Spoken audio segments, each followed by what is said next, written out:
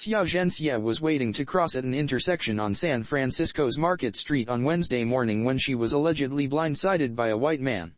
The aftermath of another alleged attack on an older Asian American in the Bay Area was caught on video this week by a local newsman, who arrived at the scene just after the elderly woman had apparently fended off a white assailant with a stick, landing him in a stretcher.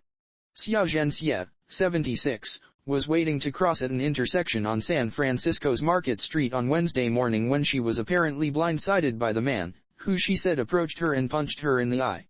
Immediately after she was struck, the 76-year-old, who said she has lived in the Bay Area for 26 years, defended herself. Her daughter, Dong Mei Li, stated that she found the stick around the area and fought back. Walking by at Market St. and Charles J. Brenham Place just after the melee was Dennis O'Donnell.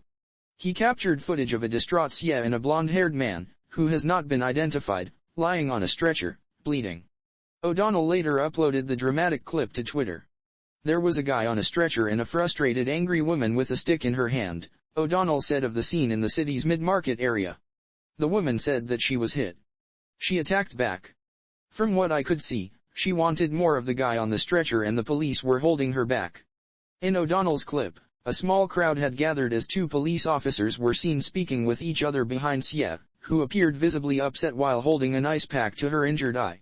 Paramedics were also seen in the footage tending to the injured white man, who was laid out on a stretcher, handcuffed, and appeared to be bleeding from the face. He also appeared to have an injured left hand. "You bum. Why did you hit me?"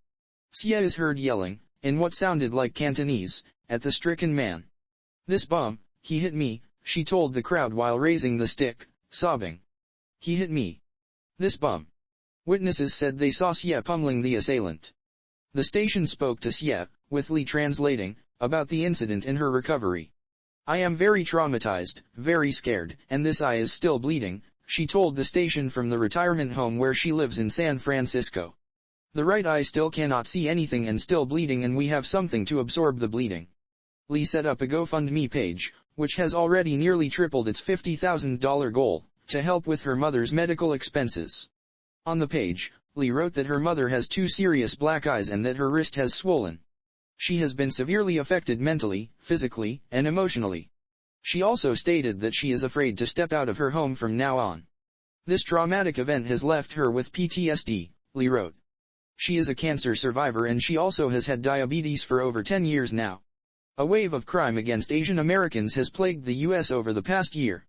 According to a study conducted by Stop AAPI Hate, Asian Americans were targeted in around 3,800 hate incidents in the past year alone, an increase of about 25% from the previous year. Several of these attacks on older Asian Americans have taken place in the Bay Area. In January, a 91-year-old man was shoved to the ground in Oakland.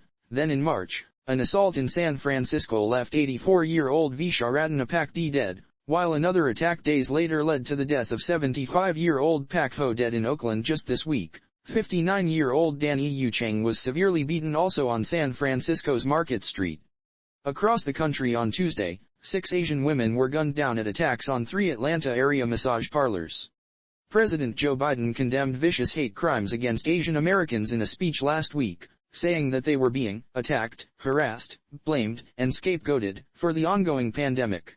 Vice President Kamala Harris, while cautioning about the still undetermined motive in the Atlanta killings, spoke of solidarity with Asian Americans on Wednesday. "We stand with you and understand how this has frightened and shocked and outraged